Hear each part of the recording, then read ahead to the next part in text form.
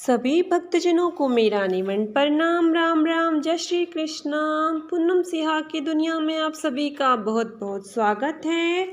जांबा पुराण, उदय अतली की साधु सेवा। हे विल्ह, अब आगे मैं तुझे उदो अतली की पवित्र साधु सेवा के भाव की कथा सुनाता हूँ। सुनो। मेड़तावटी का पंडवाला गांव में उदो एवं अतली दोनों दंपति रहते थे। ये दोनों दंपति कर्तव्य कर्म का निर्वाह करते हुए पुण्य का संचय कर रहे थे और पाप को नज़दीक भी नहीं आने देते थे। नित्य क्रिया, स्नान, संध्या, हवन आदि नियम पूर्ण रूपेण निभाते थे। अतिथि सेवा हेतु घर में घी, दूध, दही, अन्न की कोई कमी नहीं आती थी। कोई सुभ्यागत आ जाता तो उसे प्रेम से भोजन आदर सम्मान देते थे। विष्णु की भक्ति एवं भक्त का विचार जानते थे, क्योंकि विष्णु ही संपूर्ण सृष्टि का पालन पोषण करता है। हम विष्णु इतना तो नहीं कर सकते, किंतु आगंतुक अतिथि की सेवा तो कर ही सकते हैं। विष्णु की भक्ति को क्रियात्मक करना उदो अतली जानते थे। 4 धर्म धारण करते थे: धैर्य, संयम, सत्य एवं सतगुरु विष्णु से एकता। विष्णु की महिमा जानते थे, क्योंकि सभी के पालन पोषण करता है। उसी रूप में विष्णु का स्मरण साधु सेवा में लीन थे। उन्हें तो केवल भक्ति से ही प्रयोजन था।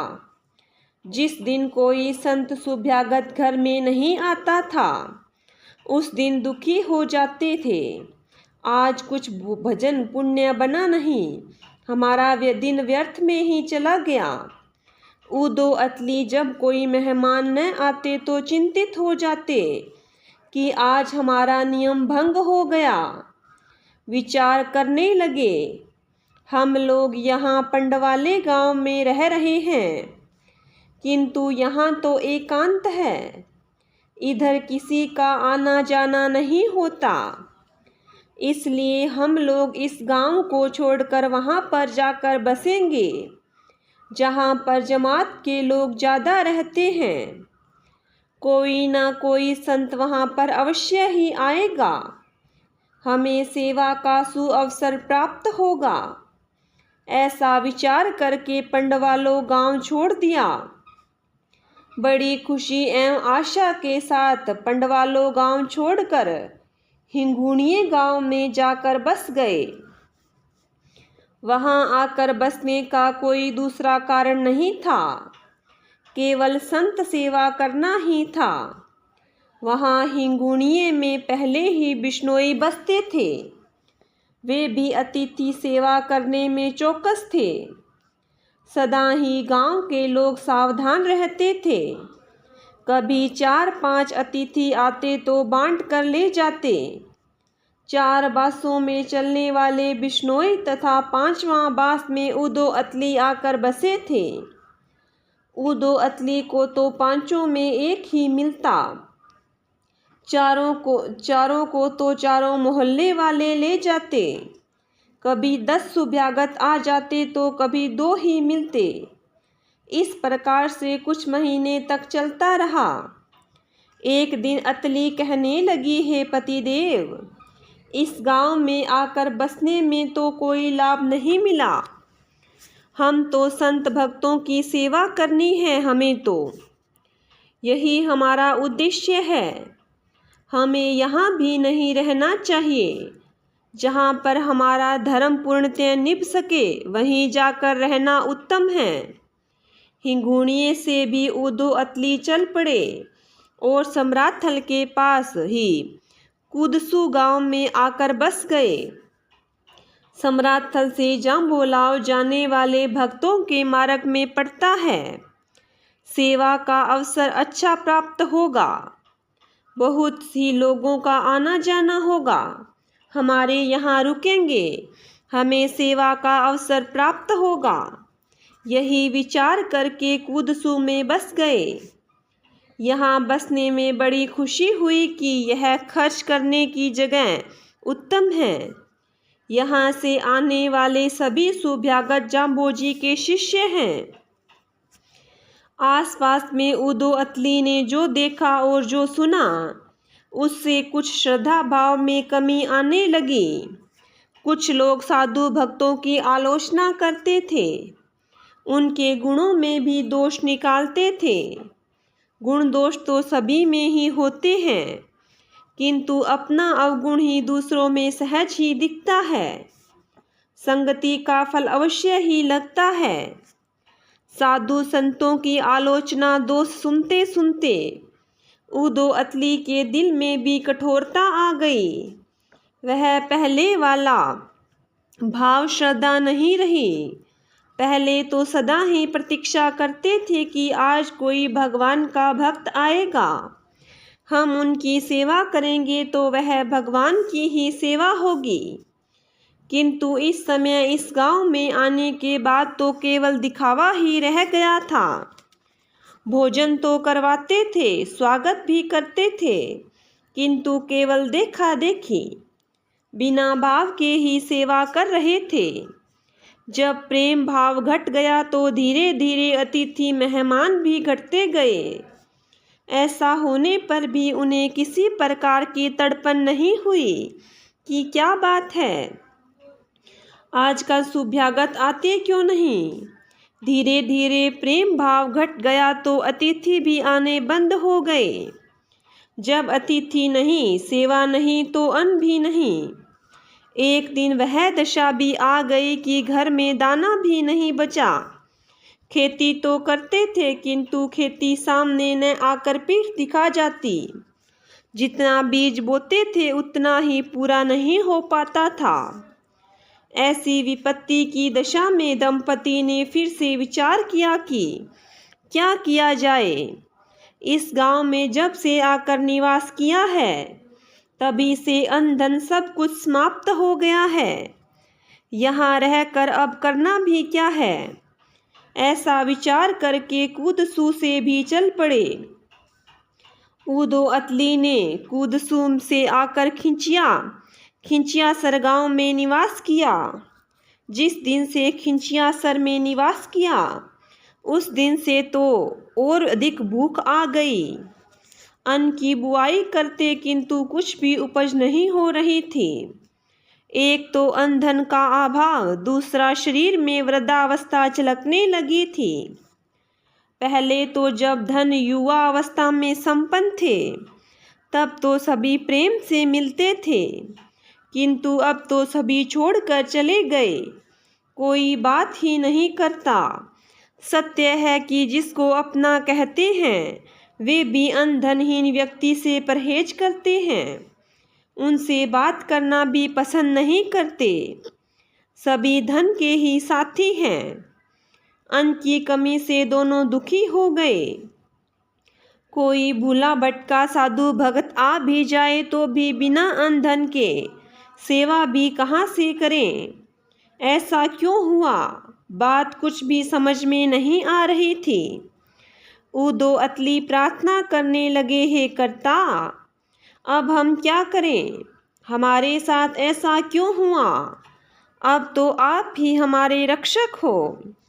प्रार्थना की भाव दशा में उदो अतली सम्राथल पर श्री देव जी के निकट पहुँचे और हाथ जोड़कर कहने लगे, हे देव, हमने कौन सी भूल की है जिससे हमें दंडित किया जा रहा है। हम पंडवाले बसते थे, तब तक तो सभी कुछ ठीक था। वहाँ से हम सेवा भावना से हिंगुणिये आए थे, वहाँ पर भी अन्न धन की कमी नहीं आई, किंतु जब से कूदसू एवं खिंचियासर आकर बसे हैं, तभी से घाटा दिनों दिन बढ़ता ही गया। उदो जी कहने लगे, मैंने तो कभी भी देने में संकोच नहीं किया। यदि अतली ने नारी स्वभाव की वजह से कुछ कमी की है, तो आप ही जानो। अतली कहने लगी, हे देव, हमने तो जब तक घर में अन्न धन था, तब तक देने में आलस नहीं किया। जब घर में कुछ नहीं होगा तब मैं कहाँ से दूंगी? बाकी तो आप स्वयं अंतर्यामी हैं, आप ही हमारी भूल को जानते हैं। अतली कहने लगी, हे देव, इस समय तो अन्न का अभाव है। यह टोटा आप मिटा दो तो हम कुछ करने में समर्थ हो सकते हैं। भूखों को ज्ञान ध्यान की बातें कुछ भी समझ नहीं आती, केवल भोजन ही याद आता है। सुभ्यागत सेवा तो बहुत ही दूर की बात है। श्रीदेव जी ने कहा, आप लोग पारवे गांव जाकर बसो, वहां पर खेती करो, अन्न की कमी नहीं रहेगी। प्रेम से खेती करोगे तो बहुत ही निपजेगा। जाम्बोजी की बात स्वीकार करके वो दो पारवे गांव जाकर बस गए। मन में अन्न की आशा अधिक ही थी। अतली कहने लगी, अब तो सतगुरु जाम्बोजी की कृपा हो गई है। जाओ खेती करो, अन्न बहुत होगा। पहले की तरह अन्न का टोटा नहीं रहेगा। वो दो अतली ने पारवे आकर खेती करी। खेती लहला उठी। मोठ, बाजरी, तिल आदि अत्यधिक हुए। अन्न का टोटा मिट गया। घर में गायें दूध देने वाली बढ़ गई। अन्न, धन, घी, दूध, दही आदि के भंडार भर गए। अन्न से सभी कोठे भर गए थे। सभी कुछ प्राप्त हो गया था। जैसा चाहते थे वैसा ही हुआ। वो दो अतली मन में सोच विचार करते, सतगुरु की कृपा से अन्न धन घर भर गया, रखने को भी जगह नहीं है। किंतु इस धन से करे भी क्या? कोई सुभ्यागत तो घर में आता ही नहीं। किसको जिमाएं, कहाँ खर्च करें? रात दिन सुभ्यागत आने की प्रतीक्षा बनी रहती थी, किंतु कोई भी आया नहीं। अपने से रहमान स्वयं ही रूठ गए हैं। अतली कहने लगी, अपने दोनों ही सतगुरु के पास समराथर पर चलते हैं, उन्हीं से क्षमा मांगते हैं। वही कृपा करेंगे तो हमारा धन सुपात्र के लिए खर्च होगा। ऐसा विचार करके समराथल पर दंपति पहुँचे। दोनों प्रियतम जी के पास आए। चरणों में अरदास करते हुए कहने लगे, हे देव, आपने दया की थी तब हमें धन की प्राप्ति हुई है, किंतु कोई सुभ्यागत तो आया ही नहीं। हम धन से क्या करें?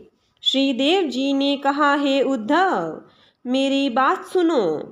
संसार में निर्धन को धन ही अच्छा लगता है। जब तुम निर्धन थे तो धन ही तुमने मांगा था, वह तुम्हें मिल ही गया। सुभ्यागत तुमने कहाँ मांगे थे? बिना मांगे कुछ कैसे मिलेगा? जब से तुम्हारा सेवा भाव घटा था तभी से तुम्हारा धन घटता गया।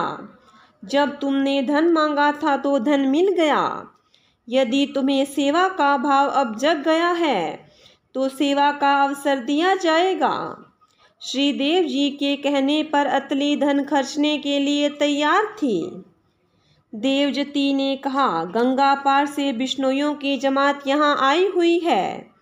वे सभी सुपात्र हैं। उन्हें तुम निमंत्रण देकर ले जाओ।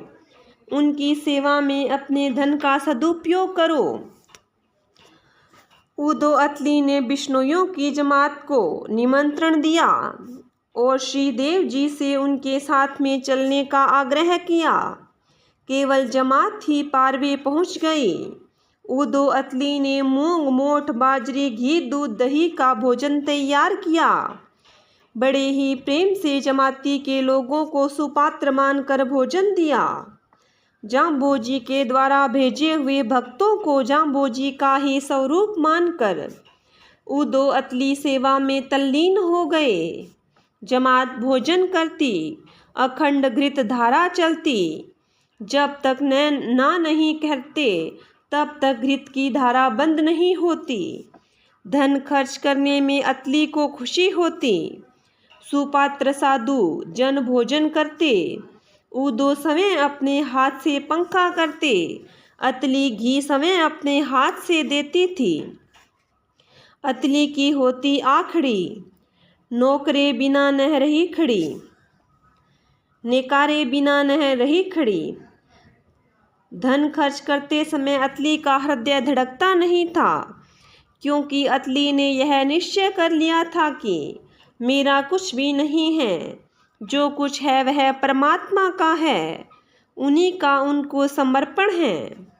सम्राट थल पर विराजमान श्रीदेव जी ने देखा कि अतली सेवा में तल्लीन है। वह कहती है कि अतली के होती आखड़ी, नेकारे बिना न रही खड़ी। मैं अभी जाकर देखता हूँ कि अतली धन खर्च करने में कितनी दृढ़ है, जो यह कहती है कि वैसा करती है या नहीं। अतली का प्रेम भाव श्रीदेव जी को खींच रहा था। सम्राट थल पर बैठे नहीं रह सके और पारवा के लिए श्रीदेव जी प्रस्थान कर गए। जाम्बोजी ने अपना रूप वेश बदल लिया, भिखारी जैसा वेश बना लिया, अपनी काया को पलटकर कुरूप भी हो गए। जैसा वेश वैसा स्वरूप, क्योंकि अतली की परीक्षा करके उसकी महिमा को बढ़ाना था। समय सृष्टि के कर्ता आज उदो अतली के घर पधारे थे। कपड़े लाल वर्ण के, वे भी फटे हुए, रूप कुरूप दिख रहा था। शरीर जीर्ण अवस्था को प्राप्त था, चलते हुए लड़खड़ा रहे थे। शरीर दुबला पतला, हड्डियां दिख रही थी। हाथ में भिक्षा पात्र लिए हुए जमाती लोगों ने तथा अतली ने भी देखा नहीं था कि कोई भिक्षुक आ रहा है। जमात भोजन कर रही थी, कई लोग भोजन करवा रहे थे। अतली घी दे रही थी, उदोजी पंखे से हवा कर रहे थे। सभी अपने अपने कार्य में लगे हुए थे। श्रीदेव जी विचित्र भिक्षुक रूप में आकर जिस बर्तन में भोजन बनाया था, उसी बर्तन का ढक्कन उघाड़ दिया और समय ही मिष्टान लेने लगे। उसी समय ही भोजन करने वाली जमात ने देखा कि भींटियों भींटियों कहने लगे, यह अछूत लाल कपड़े वाला कहाँ से आ गया, हमारे भोजन को छू दिया, हम भोजन नहीं करेंगे। इस प्रकार से सभी कहने लगे। कुछ लोग अतली को धिक्कारने लगे कि तुमने हमें तो बुलाया ही क्यों था, यदि इस प्रकार से भोजन करवाना था तो। अतली कहने लगी, हे मामा, आपने ऐसा क्यों किया, संपूर्ण जमात का कार्य बिगाड़ दिया। ये लोग अब आपका छुआ हुआ भोजन नहीं करेंगे। यदि आपको भोजन करना था तो मैं आपको प्रेम से भोजन परोसती। ऐसी अतली एवं जमात की रूखी बातें सुनकर वापस मुड़ गए। अतली कहने लगी, सभी न्यात जमात नाराज हो गई तो हो जावे, किंतु इस पुरुष को तो मैं अपने हाथ से ही भोजन प्रसाद दूंगी, प्रेम से भोजन खिलाऊंगी। हे महाराज, आप नाराज न होइए, अपना पात्र मुझे दीजिए, मैं आपको भोजन देती हूँ। मैंने बहुत प्रतीक्षा की, किंतु कोई आया ही नहीं। आज मेरा सौभाग्य है कि अब आप आए हैं। इस समय आप भूखे न जाएं। यदि आप जैसे आए वैसे ही खाली चले गए तो मेरा दिल टूट जाएगा। श्रीदेव जी ने पत्री रख दी कि भोजन दे दो, यही संकेत था। अतली ने लपसी से पत्री भर दी और देव जी लेकर चल पड़े कि इतना ही मिलेगा, शायद अतली घी नहीं देगी। अतली ने आवाज़ लगाई, मामा रुक भी जाओ, सभी भक्त लोग तो लपसी में घी के साथ जीम रहे हैं, आप बिना घी कैसे जीमेंगे, यह कैसे हो सकता है। श्रीदेव जी ने पत्री वापस रख दी। अच्छा घी भी दोगी तो दे देवो, अतली के होती आखड़ी, नेकारे बिना न रह खड़ी। अतली घी की धारा पत्री में छोड़ने लगी। पात्र भी बढ़ता ही गया, घी का बर्तन भी खाली होने लगा। जांबोजी ना नहीं कहते कि अब बहुत हो गया, बंद करो। बिना ना किए अतली घी की धारा बंद नहीं करती। इस प्रकार से दोनों तरफ से परीक्षा होने लगी। इस परीक्षा में आखिर जीत तो अतली की ही हुई। पात्र भर गया, घी नीचे गिरने लगा था, किंतु अतली ने धारा बंद नहीं की। तब श्री देव जी ने समय ही ना कहकर घृत धारा बंद करवाई। अतली ने पहचान लिया कि आज समय त्रिलोकीनाथ हरि ही आ गए हैं, उनके बिना ऐसा होना असंभव है। श्री देव जी ने कहा, अतली, तुमने सेवा धर्म को अपनाया है और इसमें तू सफल हुई है। अब क्या मांगती है? जो कुछ मांगोगे वही मिलेगा। अतली ने कहा, हे दयानिधि देव, मैं आपसे क्या मांगूं? आपकी भक्ति संत सेवा जन्मों जन्मों तक चलती रहे, और यदि आप जन्म मरण मिटाना चाहते हो तो आप अपने स्वरूप में विलीन कर लीजिए। नर कुछ अन्य ही चिंतन करता है, किंतु भाग्य देवता कुछ और ही कर देते हैं। हमारे करने से नहीं होगा, वह आपके ही अधीन है। अतली सतगुरु सु कहे, गोमावली को भार, सो वो कहो कद उतरे, तुम ही कहो किरतार। अतली ने सतगुरु से पूछा, हे देव, इस शरीर पर जितनी रोमावली है अर्थात रोए हैं, उतने ही जन्मों के पाप भी साथ ही लगे हुए हैं। यदि ऐसा है तो यह बतलाओ कि वह पार कैसे उतरेगा। श्री देव जी ने शब्द सुनाया, ओम विष्णु विष्णु तो भणरे हे प्राणी, पेंके लाख उपाजू, रतन काया बेकुंठे हे वासो, तेरा जरा मरण भय भांजू।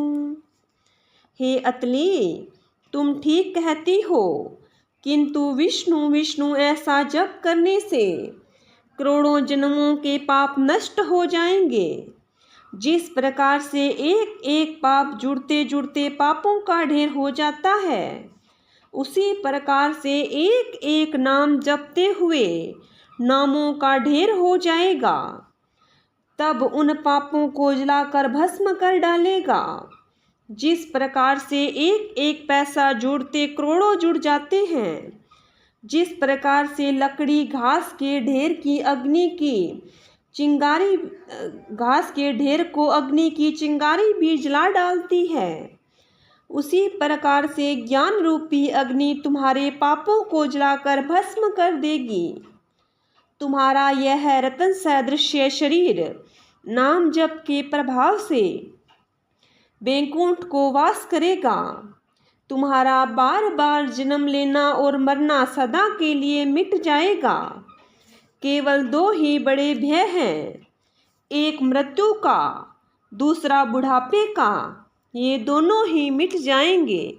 बोलिए गुरु जमदेश्वर भगवान की जय हो। बोलिए विष्णु भगवान की जय हो।